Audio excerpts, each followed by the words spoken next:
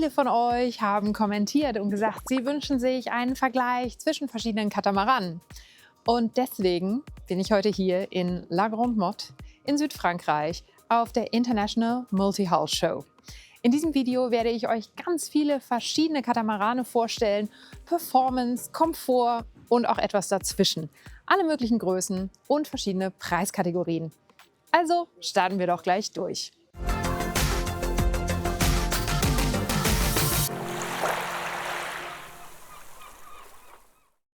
Die International Multi-Hull Show in La Grande Motte ist die beste Anlaufstelle in Europa, wenn man sich Katamarane ansehen möchte. Nirgends sonst werden so viele verschiedene Cuts ausgestellt und nirgends sonst bietet sich ein Vergleich so an wie hier. In diesem Jahr sind über 60 Segelkatamarane oder, sollte ich sagen, Meerrumpfer, denn auch Trimarane gibt es, auf der Messe ausgestellt. Die Mischung ist bunt, ob groß oder klein, bedacht aufs Budget oder luxuriös, mit Fokus auf Performance, Sicherheit, Nachhaltigkeit oder Wohnraum. Denn wie auch bei Monos gilt, ein Katamaran kann nicht alles gleichzeitig abdecken. Kompromisse muss man immer eingehen. Typische Kompromisse fallen an in Sachen Performance, Komfort und Preis. Jeder Cut ist für etwas anderes gebaut und die Werft geht immer, und ich meine wirklich immer, einen Kompromiss ein, wenn sie entscheidet, was für ein Boot sie auf den Markt bringen möchte und an welche Kundengruppe es sich richten soll. In diesem Video möchte ich euch die Vielfalt der Katamarane auf dem Markt vorstellen und euch ein paar Tipps mit an die Hand geben, wie ihr relativ schnell erkennen könnt, wofür ein Cut gebaut ist. Ich habe für das Video die Katamarane an der Multi-Hull Show genau unter die Lupe genommen und werde euch eine kuratierte Auswahl an Booten vorstellen, die aus verschiedenen Gründen besonders interessant sind. Starten wir mit der weltweit größten Katamaranwerft. Über 7000 Boote hat die Werft aus Frankreich bis jetzt gebaut. Jedes Jahr werden es rund 300 mehr. Diese Werft dominiert den Markt ganz klar und darf deshalb in meiner Auswahl nicht fehlen. Lagoon. Lagoon baut die meisten Boote in der Größe zwischen 40 und 46 Fuß, doch die Linie geht noch bis 82 Fuß hoch. Mich interessiert aber die kleinste Lagoon besonders, aus einem bestimmten Grund.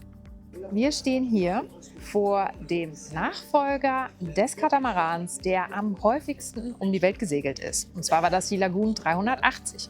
Und hinter uns ist die Lagoon 38. Schauen wir uns die mal an. Und eben weil der Vorgänger der Lagoon 38 so oft um die Welt gesegelt ist, schauen wir sie uns genau an. Schon von außen ist zu erkennen, ohne dass man etwas über das Boot oder die Werft weiß, wo seine Stärken liegen.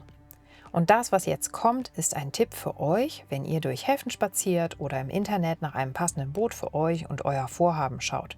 Ich zeige euch hier mal vereinfacht das, was im Fachjargon als Hull Slenderness Ratio bezeichnet wird und vereinfacht gesagt beschreibt, wie lang und schlank ein Rumpf im Verhältnis zu seinem Volumen und seiner Breite ist. Das sagt viel darüber, ob ein Cut gut segelt oder eben nicht. Seht ihr hier, wie breit die Rümpfe der Lagoon 38 sind im Verhältnis zur Gesamtbreite?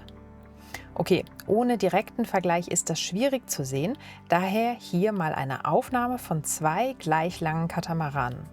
Links im Bild ein Performance-Cut, rechts im Bild eine schwimmende Ferienwohnung. Ceteris paribus, je schmaler die Rümpfe, desto schneller segelt der Cut. Zurück zur Lagoon. Die Rümpfe sind breit. Der ganze Cut ist breit, 6,65 Meter bei nur 11,38 Meter Rumpflänge.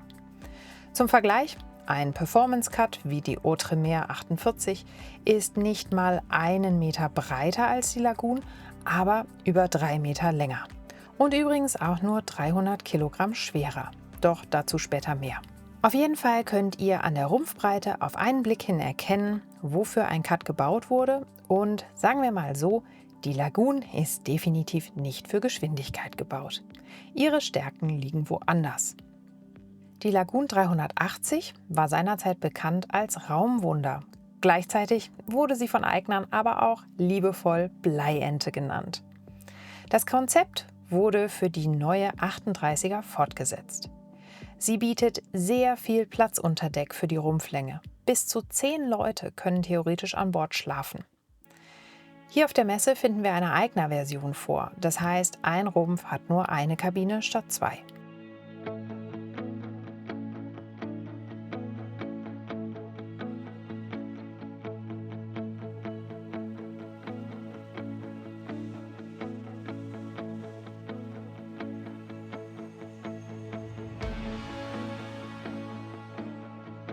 Für Charter werden meist Boote mit symmetrischem Layout eingesetzt, also mit 4 Doppelkabinen. Dann reicht allerdings der Stauraum in Kleiderschränken und Badezimmern auch nur für 2 Wochen Badeurlaub mit 8 Leuten. Wer viele Betten unterbringt, muss eben an etwas anderem sparen. Aber im Grunde ist wenig Stauraum im Interesse der Benutzer, denn das Thema Zuladung bei Katamaranen ist ein ganz anderes als bei Monos. Auch das ist etwas, woran ihr erkennen könnt, ob ein Cut zu euch passt. Aber auch dazu später mehr im Detail. Was Lagoon auf jeden Fall gut kann, ist eine effiziente Nutzung vom vorhandenen Raum. Schon alleine durch die großen Stückzahlen kann man bei so einem Boot davon ausgehen, jeder Handgriff ist dort platziert, wo man ihn braucht, die Pantry ist gut dimensioniert und die Sitzgruppen sind ergonomisch. Das Leben auf dem Wasser steht im Vordergrund, nicht das Segeln. Auch zu erkennen an diesem Kartentisch, wenn man ihn denn so nennen darf. Müsste ich die Lagoon 38 mit einem Auto vergleichen, würde ich sagen, sie ist ein Renault Kangoo. Nicht besonders schick oder besonders schnell, aber äußerst praktisch. Bringt einen überall hin, wenn auch oft unter Motor und nicht unter Segel. An sich ein gutes Konzept, wenn da nicht die Bauqualität wäre. Hier ein paar Bilder einer 18 Monate alten Lagoon im Charterbetrieb. Aber ob Charter oder nicht, das muss man in so kurzer Zeit erstmal schaffen. Das ist nur einer von vielen Gründen, warum ich meinen Kunden nur sehr selten zu einer Ex-Charterjacht beim Bootskauf rate. Und bei 500.000 € für ein werftneues Boot dürfte die Qualität etwas besser sein. Nachdem wir am einen Ende des Spektrums angefangen haben, gehen wir jetzt mal zum anderen Ende, Performance. Performanceorientierte Cuts werden von Käufern für ihre Geschwindigkeit und ihre Amwindeigenschaften gewählt.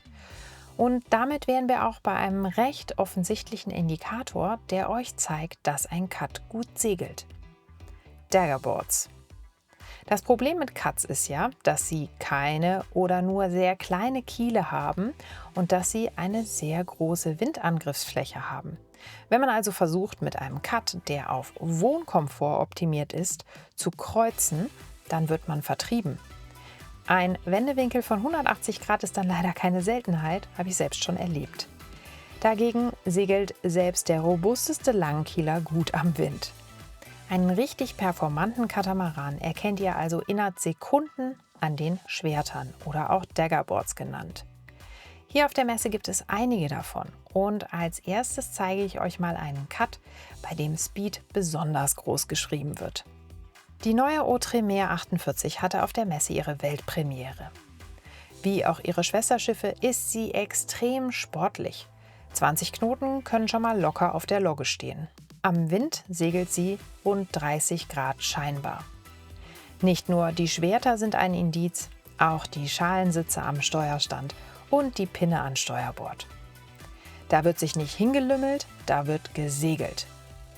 Wie realistisch das tatsächlich ist, weiß ich nicht. Ich denke mal, meistens läuft auch auf so einem Boot der Autopilot. Aber die Pinne ist vorhanden für die, die nostalgisch an ihre Jollenzeit zurückdenken. Am Steuerstand ist man dem Wetter ausgesetzt. Daher kann man das Steuerrad schwenken und aus dem Cockpit steuern. Wobei das System bei Bau Nummer 1 wohl gegen ein schwereres, dafür verlässliches ausgetauscht wird, da dieser Prototyp zu viele Probleme bereitet. Auch die Platzierung der Gashebel finde ich suboptimal. Ebenso des Plotters, der nur auf den Knien abzulesen ist. Man kann ihn wohl auch weiter oben haben, doch das war dem Designteam nicht schnittig genug.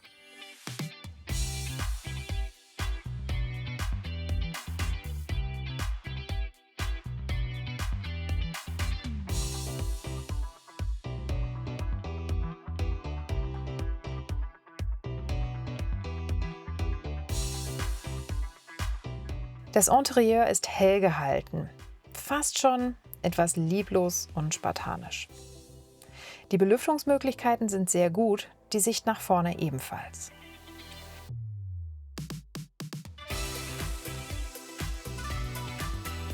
Der Backbordrumpf ist der Eigner-Rumpf mit Kabine-Achtern und einer Art Büro mit herunterklappbarem Bett vorne.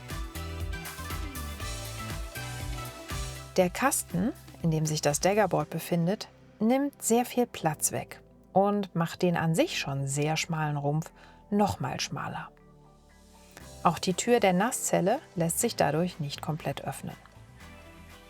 Die Nasszelle hat nur im Rumpf, nahe der Wasserlinie, Fenster, keine Luke nach oben und Belüftung ist somit auf See keine Option. Für 48 Fuß ist nicht so viel Platz im Eigner-Rumpf, aber das ist natürlich auch den schmalen Rümpfen geschuldet. Daher ist das Boot auch sehr schnell. Im Steuerbordrumpf befinden sich 2 Gästekabinen, wobei die vordere so schmal ist, dass man dort besser alleine schläft. Das ist irgendwie verschwendeter Platz hier.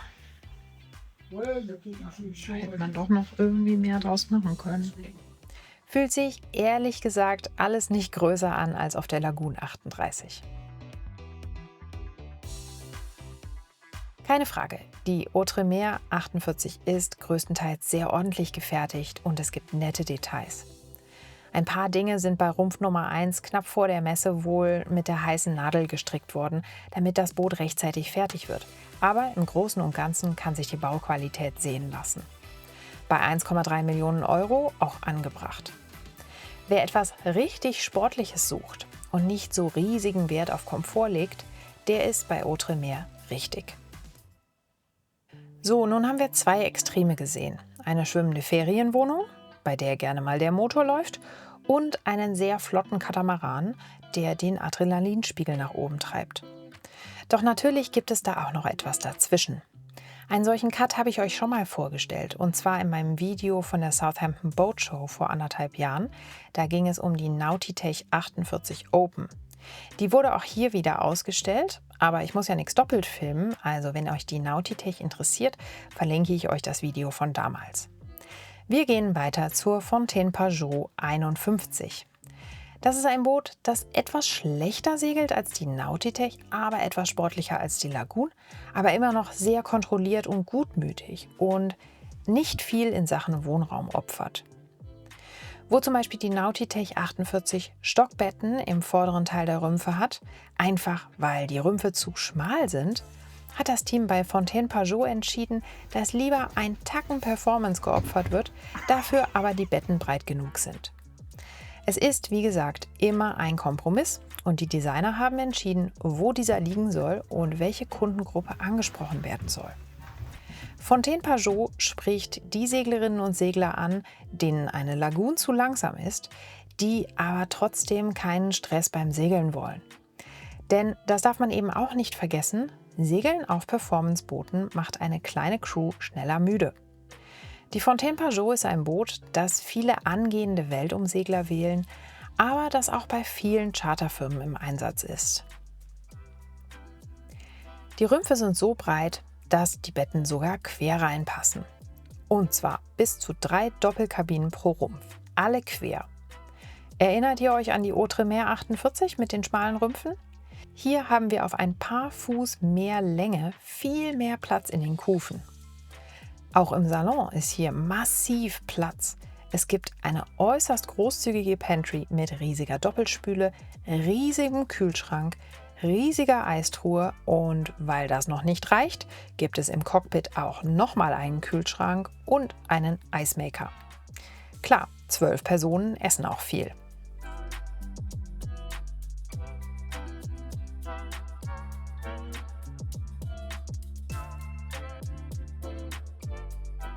Da ich jetzt hier in einem Motorraum sitze, ist das doch mal eine gute Gelegenheit, um über meinen neuen Online-Bootsdieselmotorenkurs zu sprechen. In über 10 Stunden Videolektionen lernt ihr alles über grundsätzliche Funktion, Wartung und Fehlerbehebung an eurem Bootsdiesel. Also ihr könnt euch jetzt anmelden unter boathowto.de. Die absenkbare Badeplattform, die Loungegruppe auf dem Dach, überall tolle Sitzmöglichkeiten und Die wirklich gediegenen Kabinen zeigen uns, dass wir es mit einem Boot zu tun haben, auf dem Komfort großgeschrieben wird. Rund 1,1 Millionen kostet die 51. Etwa ähnlich viel wie eine ähnlich große Lagoon. Allerdings ist die Bauqualität etwas besser und sie segelt etwas vernünftiger. Und kommen wir zu einem Indikator, den ihr auch beachten solltet, falls ihr nach einem Katamaran sucht. Ich habe das vorhin schon mal kurz angesprochen und werde im Laufe des Videos mehrmals darauf eingehen. Die Zuladung. Bei Katamaranen ist die Zuladung oft ein großes Problem, gerade bei an sich schon relativ schweren Fahrtenkatamaranen. Das Überschreiten der Zuladung ist kritisch und gefährlich, doch dazu später noch mehr. Die FP 51 hat eine Zuladung von 2,1 Tonnen. Sagen wir mal, 12 Personen à 70 Kilo segeln mit, dann sind wir schon bei 840 Kilo. Ohne Gepäck, ohne Lebensmittelvorräte, ohne kistenweise Bier in der Bilge oder Tauchkompressor und Flaschen, ohne Reserve-Dieselkanister an Deck. Und das geht auch anders, wie wir jetzt sehen werden. Wir stehen hier auf einem Boot, das sich die Balance zwischen Performance und Komfort auf die Flagge schreibt. Und zwar auf der Balance 580. In Südafrika werden diese Boote gebaut, sind extrem auf Custom fokussiert. Das heißt, man kann ganz viel selbst entscheiden, wie so ein Boot von innen und auch von außen auszusehen hat. Und dementsprechend ist der Preis natürlich höher als bei einer Großserienwerft. Aber das Konzept überzeugt. Schauen wir uns das mal an. Nach den 3 französischen Booten ist es schön, mal etwas Exotischeres zu sehen. Dieses Boot hat die wohl längste Jungfernfahrt hinter sich, bis sie auf dieser Messe ankam.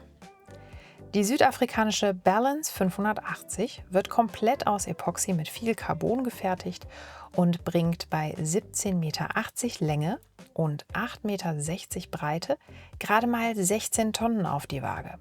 Und zwar voll ausgestattet. Die Daggerboards verraten uns auch hier wieder, dass wir es mit einem schnellen Cut zu tun haben. Auf der Kreuz segelt sie zwischen 8 und 11 Knoten. Raumschutz können es bei viel Wind auch mal 20 sein. Der Tiefgang ist 1,65 mit den Daggerboards unten 3,35 Meter. Da hat man eine deutlich reduzierte Abdrift. Ein weiteres Indiz, dass der Fokus auf gute Segeleigenschaften gelegt wurde, ist, dass es keinen riesigen Aufbau gibt. Man möchte die Windangriffsfläche minimieren und das geht nicht, wenn man ein Hochhaus übers Wasser fährt, so wie zum Beispiel bei Bali. Balance hat sich da etwas Schlaues ausgedacht. Als wir den Cut besichtigen, regnet es gerade. Aber kein Problem, das Schiebelug über dem Steuerstand ist zu. Das Rad kann um 90 Grad nach unten gekippt werden und man steuert aus dem geschützten Cockpit. Anders als auf der Outremer funktioniert das System hier tatsächlich und man hat außerdem einen perfekten Blick durch den Salon hindurch. Wenn ihr euch an mein Video über die Sirius 35 DS erinnert, dort habe ich euch ein kippbares Steuerrad zum ersten Mal vorgestellt. Die Sonne kommt wieder raus und wir können den Steuerstand auch mit offenem Schiebelug testen. Die Einhandtauglichkeit steht im Fokus, so können die E-Winschen mit dem Fuß bedient werden. Es gibt im Cockpit übrigens einen Kill-Switch für die E-Winschen. Wem es auch schon mal passiert ist, dass die Winch nicht gestoppt ist, der weiß, wie wertvoll sowas ist. Für mich persönlich ist der Steuerstand etwas zu niedrig, bzw. der Aufbau zu hoch und ich sehe den Backbordrumpf nicht. Etwas, das auf vielen Katamaranen der Fall ist und meist mit Kameras im Mast gelöst wird.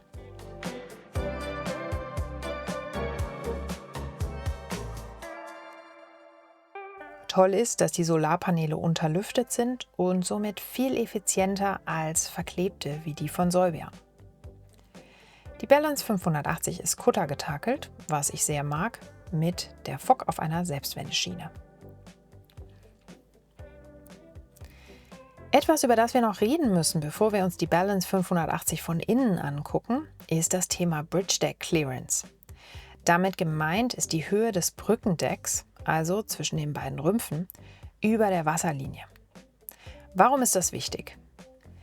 Ein sehr nerviges Thema auf Katamaranen ist Slamming, also wenn Wellen hart von unten gegen die Brücke schlagen. Das ist nicht nur laut und unangenehm, auf Dauer ist das auch strukturell belastend. Gute Katamaran-Designer setzen sich also zum Ziel, die Bridge Deck Clearance möglichst groß zu gestalten, also die Brücke möglichst hoch zu bauen, ohne dass gleichzeitig das Boot zum Hochhaus wird. Gute Werften wie Balance geben auf ihrer Webseite die Bridge Deck Clearance an, bei der 580 übrigens 1,10 Meter, was recht viel ist. Ein hohes Brückendeck ist ein wichtiger Faktor in Sachen Seetüchtigkeit und Komfort. Bei vielen schwimmenden Ferienwohnungen findet man dazu keine Angaben auf der Webseite oder in Prospekten, und auch wenn man Verkäufer auf der Messe danach fragt, dann machen diese große Augen. Eins kann ich euch verraten: Die Bridge Deck Clearance bei den meisten Großserien-Katamaranen ist deutlich geringer und wie gesagt oft auch nirgends angegeben. Hier ein schönes Beispiel. Links eine sportliche Katana und rechts eine auf Wohnraum optimierte Lagoon. Vergleicht mal die Höhe von der Brücke.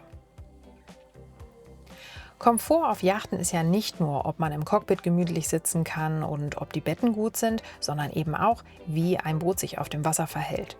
Und dieses Schlagen unter die Brücke kann einen echt in den Wahnsinn treiben. Und je weniger das passiert, desto komfortabler ist das Segeln. Also Tipp für euch: Schaut euch die Bridge Deck Clearance genau an. Aber jetzt mal rein in die gute Stube. Was soll ich sagen? Hier macht die Besichtigung Freude. Es riecht zur Abwechslung mal nach Holz, denn hier wurde tatsächlich welches verbaut. Der Salon ist gigantisch und luftig und trotzdem gibt es immer wieder Möglichkeiten, sich einzukeilen und festzuhalten.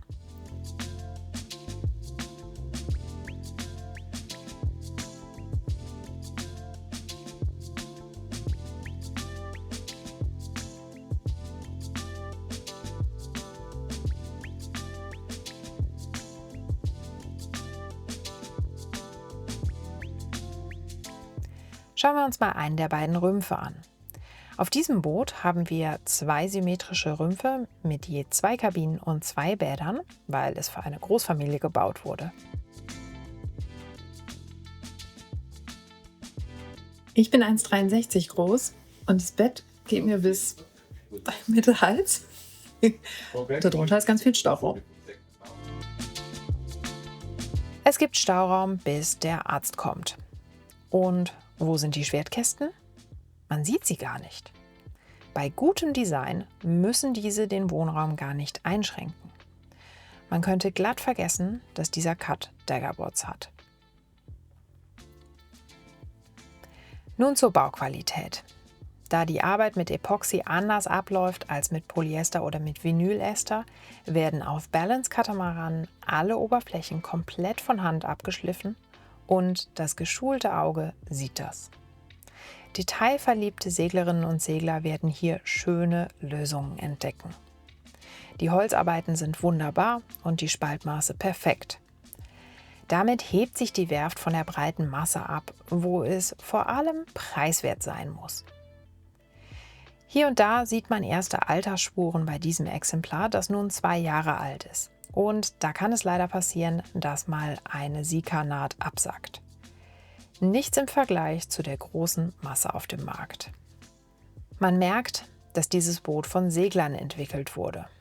Ob nun an den vernünftig platzierten und nicht wackeligen Haltegriffen, an den robusten Holzfußböden, die was abkönnen, an den Rotlichtlampen überall, am unendlichen Stauraum oder der guten Belüftung. Die Installation aller Komponenten ist absolut top. Jedes Teil ist angeschrieben und die Werft hat darauf geachtet, dass jegliche Komponenten gewartet oder getauscht werden können. Viele Werften bauen nach dem Motto „Nach mir die Sintflut" und teilweise gibt es Komponenten, die hinter fest verklebten Brettern sitzen. Nicht so hier. 2 ordentlich installierte Yanmars gibt es hier. Aber auch E-Motorisierung mit Backup-Generator wäre möglich. Ach ja, da bahnt sich auch schon wieder eine Dieselpest an. Gar nicht einfach, das zu vermeiden, aber wenn ihr lernen wollt, wie, dann ist mein Motorenkurs unter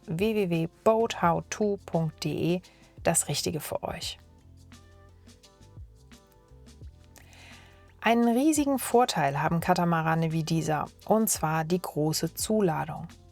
Und das ist für mich ein weiterer Tipp für euch, wenn ihr euch überlegt, welches Boot für euch das Richtige sein könnte. Schaut unbedingt auf der CE-Plakette, was dort steht in Sachen Zuladung. Die Balance 580 hat eine Zuladung von 4,2 Tonnen. Das ist doppelt so viel wie die FP51, die wir uns gerade angeguckt haben. Zur Erinnerung, die Lagoon 38 hatte nur 1,2 Tonnen Zuladung. Für eine Weltumsegelung definitiv knapp. Kommen wir nun zum Nachteil dieses Cuts. 3,3 Millionen Euro kostet das Boot, so wie es da steht. Da dürfte der Traum bei vielen zerplatzen. Es steht mir nicht zu beurteilen, ob das Boot das wert ist oder nicht. Was heißt es schon? Etwas ist seinen Preis wert, wenn Menschen dafür Geld ausgeben.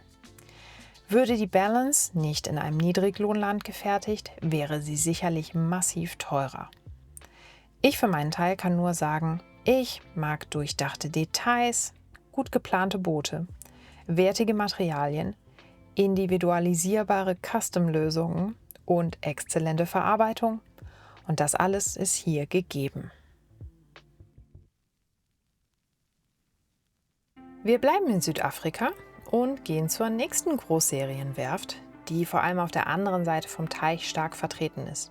Ob für Charter unter dem Sunsail und Moorings Label oder auf Weltumsegelungen mit privaten Eignern. Ich rede von Leopard Catamarans.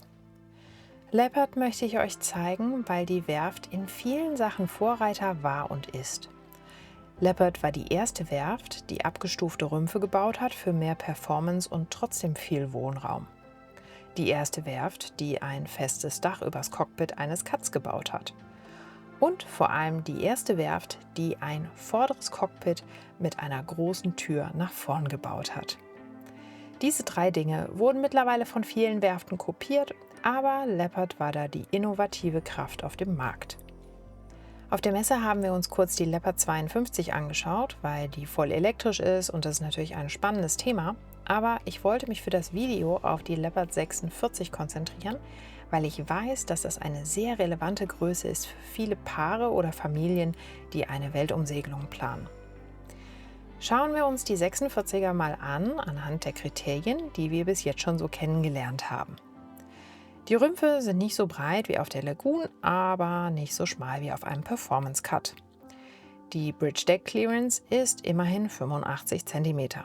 Zum Vergleich, für die Lagoon findet man keinerlei Info zum Thema Höhe der Brücke. Nächster Punkt, haben wir Daggerboards? Nein, haben wir nicht. Diese 3 Sachen sagen uns in Kombination, dass die Leopard 46 wohl ganz vernünftig segeln sollte, wenn auch nicht überragend, und sie nicht so starkes Schlagen hat, wenn Wellen unter die Brücke gehen. Von älteren Leopards weiß ich, dass sie, sagen wir mal, 8 Knoten gut schaffen. Damit es zweistellig wird, muss es dann aber schon gut pusten. Eine Polartabelle für die 46 konnte ich nicht finden. Sie hat aber einen höheren Mast als die Vorgänger, also gehen wir mal von etwas höheren Zahlen aus. Frühere Leopard-Rümpfe wurden in 3 Teilen gebaut und dann aneinander laminiert, aber damit ist jetzt Schluss. Die 46er und alle folgenden Modelle werden in einer einzelnen Form laminiert. 18 Tonnen bringt sie auf die Waage und wie uns die CE-Plakette zeigt, haben wir 2,7 Tonnen Zuladung, also nicht verkehrt. Rein aufgrund dieser 4 Kriterien, die wir uns jetzt angeschaut haben, könnte das ein ganz guter Kompromiss sein. Wir schauen mal, ob sich dieser erste Eindruck bewahrheitet. Ich mag die große auffahrbare Badeplattform, auf der übrigens beim Segeln das Dinghy gelagert werden kann, sehr praktisch. Der Steuerstand ist von 2 Seiten zugänglich und halb erhöht, sodass eine Kommunikation mit der Crew im Cockpit noch möglich ist. Ich mag außerdem das sehr feste Trampolin, wo man nicht so auf wackeligen Beinen unterwegs ist wie auf vielen anderen Cuts. Außerdem toll, dass der Anker relativ weit achtern angebracht ist. Ein nächster Tipp für euch.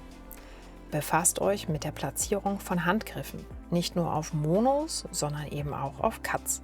Da gibt es zwar keine Krängung, schaukeln tut es aber trotzdem. Hier sollte meiner Ansicht nach der Handlauf durchgängig sein. Fällt euch hier am Rig etwas auf? Mir schon. Es gibt nämlich einen Rodkicker. Sehr selten auf Cuts und ich schätze mal, die Werft hat das eingeführt, weil Chartersegler ab und an vergessen, die Dirk richtig durchzusetzen und dann säbelt der Baum das Bimini überm Steuerstand ab. Würde ich mir auf jeden Fall bei anderen Werften auch wünschen, denn es ist einfach sehr praktisch. Übrigens, das Bimini ist fest, auch eine tolle Sache. Beim Steuerstand merkt man auch, die Werft hat Erfahrung, denn es gibt 2 Getränkehalter. Wie oft bin ich schon am Ruder gestanden und hatte eine Wasserflasche zwischen den Knien. Danke, Leopard, dass ihr mitdenkt. Neben dem Steuerstand gibt es eine Lounge auf dem Cockpitdach. Daran erkennt man, dass nicht nur Segeln ein Thema ist, sondern eben auch Leben. Und dahinter ganz viel Solar. Für einen Serienkatamaran ist alles erstaunlich gut verbaut. Die Technik ist sehr übersichtlich und vieles ist gut angeschrieben. So mag ich das und das gibt es nicht überall zu sehen. Auf den ersten Blick zumindest scheinen mir viele Komponenten auch gut zugänglich.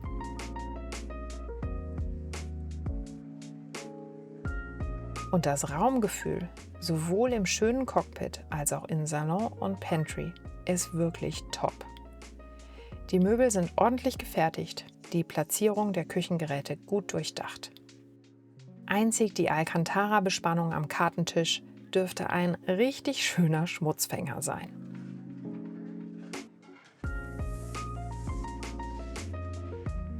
Und hier eins der Merkmale, die die Leopard-Katamarane auszeichnen: die Tür zum vorderen Cockpit. Macht den Lebensraum heller, luftiger und natürlich auch größer, weil man ein zweites Cockpit hat. Wenn es achtern zu stickig ist, dann geht man halt nach vorne. Das Leben ist hart. Die Leopard 46 gibt es für den Chartermarkt mit bis zu 5 Doppelkabinen. Doch hier haben wir es mit der Eigner-Version zu tun. Schauen wir uns mal den Eigner-Rumpf an. Auch hier ist alles gut durchdacht. Es gibt ausreichend Belüftungsmöglichkeiten und viel Stauraum.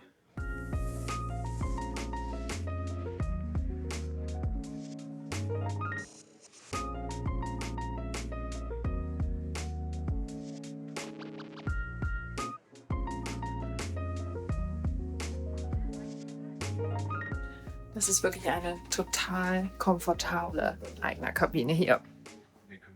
Da werde ich doch selber bald zum Katamaran-Segler. Auch im Gästerumpf zieht sich das solide Konzept durch. 2 schöne, großzügige Kabinen mit eigener Nasszelle mit Dusche.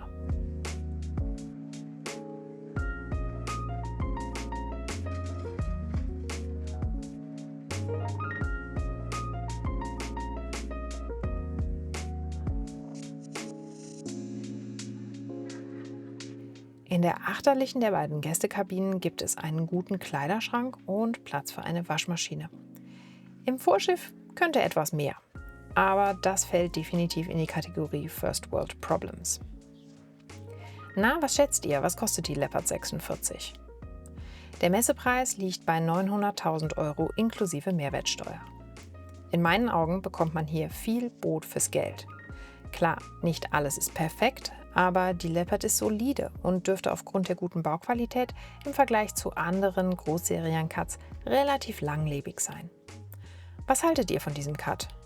Lasst doch gerne einen Kommentar da. Wir stehen hier vor einem Boot, das in Sachen Performance nicht so gut abschneidet. In Sachen Raum jedoch schon. Denn diese Bali ist ein echtes Raumwunder. Schauen wir uns die doch mal gemeinsam an. Balis sind eigentlich bekannt als die Hochhäuser der Katamarane. Manche nennen sie auch Hochzeitstorten, weil auf jedes Stockwerk nochmal ein kleineres folgt. Durch die vielen Stockwerke sind die Bäume dann sehr hoch angebracht und die Segelflächen sehr klein. Der riesige Aufbau gibt eine große Abdrift und tada, wir haben eine echte Konkurrenz zur Lagoon in Sachen Bleientenpreis. Die Bali 4.4, auch so eine Hochzeitstorte, habe ich euch auf der Southampton Boat Show vor 1,5 Jahren schon mal vorgestellt und das Video verlinke ich euch. Hier interessiert mich besonders die kleinste der Bali-Familie, die Catsmart. Und der Name trifft es wirklich ganz gut. Vielleicht kann man sie sogar mit dem Smart Auto vergleichen, wobei mein ehemaliger Kunde Stefan, der leidenschaftlicher Smartfahrer ist und nun mit seiner HR auf Tour ist und das auf seinem YouTube-Kanal Selling into the Blues dokumentiert, sicherlich vehement widersprechen würde. Wie auch immer, die CatSmart ist in der Bali-Familie besonders, weil sie eben keine Hochzeitstorte ist. Bei rund 300.000 € geht's los. Mit guter Ausrüstung sind es 400.000 €. Dafür darf man in Sachen Qualität natürlich keine Wunder erwarten. Und doch hat die Bali CatSmart einige schlaue Lösungen. Die Steuerstände sind nicht oben auf dem Dach, sondern am Heck. Dadurch kann zum einen die Rudergängerin mit der Crew kommunizieren, zum anderen ist der Baum nicht zu hoch und die Segelfläche dadurch größer. Die Rümpfe sind allerdings extrem breit und das zeigt uns wiederum, dass sie auch mit einer großen Segelfläche nicht wahnsinnig toll segeln wird. Ist aber ja auch okay, denn nicht jedes Boot ist für den gleichen Zweck gebaut und der Fokus bei Bali liegt auf jeden Fall auf Urlaub und nicht auf Segeln. Die CatSmart hat ein vorderes Cockpit wie die Leopard, jedoch ohne Tür aus dem Salon. Das gibt es erst bei größeren Modellen. Die Bali 38 CatSmart schafft es, ein sehr gutes Raumgefühl zu generieren, indem das Cockpit keinen Tisch hat, sondern der große Esstisch im Salon eine doppelte Rolle einnimmt. Dadurch ist die Pantry für 38 Fuß erstaunlich geräumig. Auch der Kartentisch fällt üppiger aus als bei der Lagoon 38 zum Beispiel.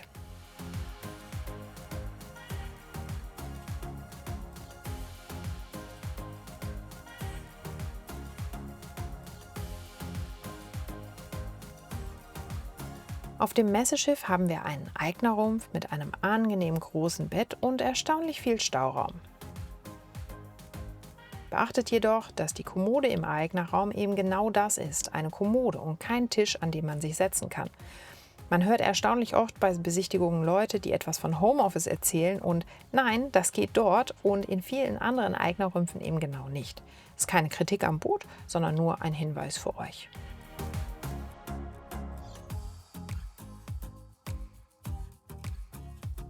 Im Gästerumpf gibt es aufgrund der großen Rumpfbreite 2 Kabinen mit ordentlichen Betten. Eine gut dimensionierte Nasszelle mit Duschkabine teilen sich die beiden Kabinen.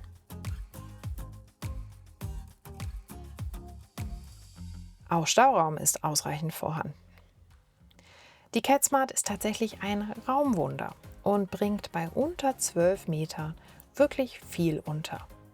Und diejenigen von euch, die einen Liegeplatz im Mittelmeer haben, wissen, dass bis 11,99 Meter Länge die Preise moderat sind, ab 12 Meter dann aber in die Höhe schießen. Nur 1300 Kilo Zuladung hat die CatSmart, das ist ähnlich wenig wie bei der Lagoon 38. 8 Menschen in der 4-Kabinen-Version, jeder noch eine Reisetasche, Lebensmittel und Getränke und die 1,3 Tonnen sind schnell voll. Wäre die Bali CatSmart was für euch? Sagt's mir in einem Kommentar.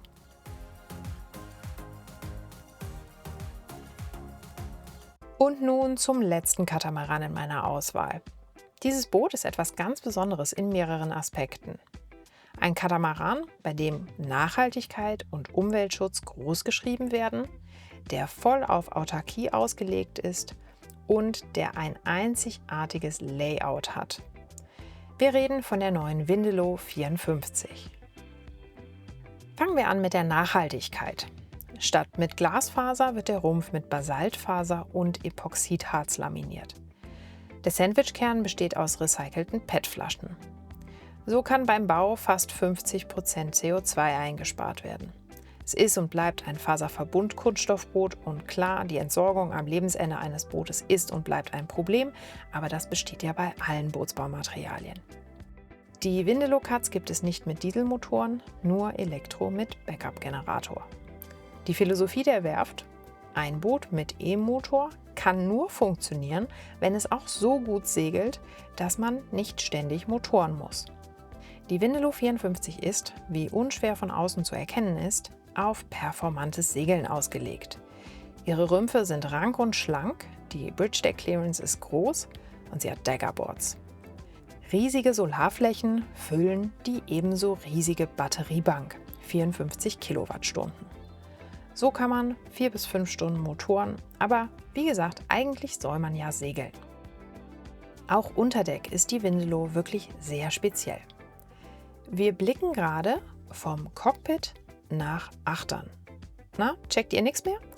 Wir haben hier einen Cut mit Mittelcockpit sozusagen. Das Cockpit befindet sich auf Höhe vom Mast, Achtern vom Trampolin. Dahinter sind Salon, Pantry und Kartentisch. Die Sehbewegungen im Cockpit sind so sehr gemäßigt, ähnlich wie auf einer Mittelcockpit-Einrumpfjacht. Dazu habe ich auch mal ein Video gemacht, das ich euch verlinke. Aber zurück zum Wohnraum der Vindelo.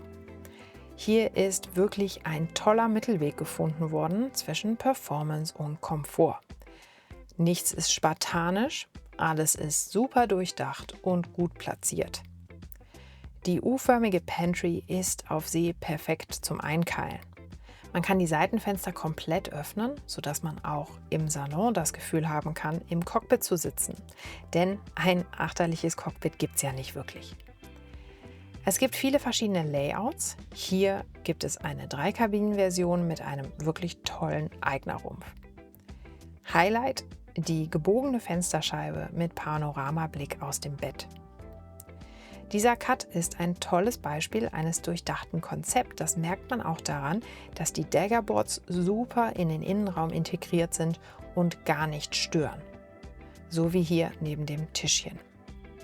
Im Vorschiff befindet sich das große Eignerbad mit einem Dusch-WC im japanischen Stil. Wie cool ist das denn bitte? Bei Vindelo werden Käufern fast alle Wünsche erfüllt. Auch Stauraum gibt es ohne Ende und das Design ist, in meinen Augen zumindest, sehr stimmig. Also mal rüber zum Gästerumpf.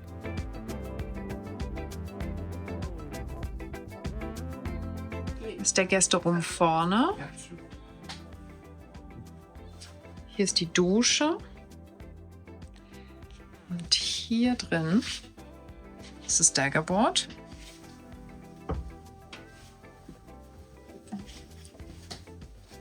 Hier ist die Toilette für den Rumpf.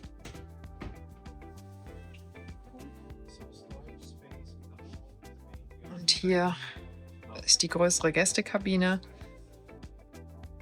Ab 1,7 Millionen netto kostet die Vindelo 54. Das ist kein Schnäppchen, aber die Cuts von Vindelo haben auf dem Markt kaum direkte Konkurrenz. Wer ein vorderes Cockpit haben möchte und in Sachen Autarkie vorne mitmischen möchte, der kommt an Vindelo nicht vorbei. So, wir haben nun eine ganz schön große Vielfalt an Katamaranen angeschaut. Ich habe noch einige andere Cuts gesehen, die es aber nicht in die Auswahl für dieses Video geschafft haben. Aber ich werde in nächster Zeit einige dieser Boote in Shorts vorstellen. Etwas, das ich euch gerne noch gezeigt hätte, es aber auf der Messe nirgends gab, weil es nicht mehr wirklich modern ist. Ein Cut mit Galley Down. Heißt, die Pantry befindet sich in einem der beiden Rümpfe. Einen recht speziellen Cut mit Galley Down, den ich mal gesehen habe, war eine Antares in den USA. Die Fotos sind mir abhanden gekommen, aber vielleicht ergibt sich ja demnächst mal die Gelegenheit, eine Antares für euch zu filmen. Leider sind sie selten auf dieser Seite vom Teich. Das war's für heute. Wie hat euch meine Katamaran-Auswahl gefallen? Gab es da vielleicht einen Favoriten? Oder seid ihr vielleicht eher Monosegler? So oder so freue ich mich auf euren Kommentar. Und dann natürlich, wie immer, Like und Subscribe, ihr kennt es ja. Und einen herzlichen Dank an meine Patreons, die jedes Video unterstützen. Und noch ein Hinweis zu meinem Motorenkurs über 10 Stunden Videoanleitung unter boathowto.de. Und wenn ihr Hilfe braucht bei der Bootssuche, dann schaut doch mal auf meiner Webseite bootskaufberatung.de. So, und dann sage ich wie immer Ahoi und bis zum nächsten Mal.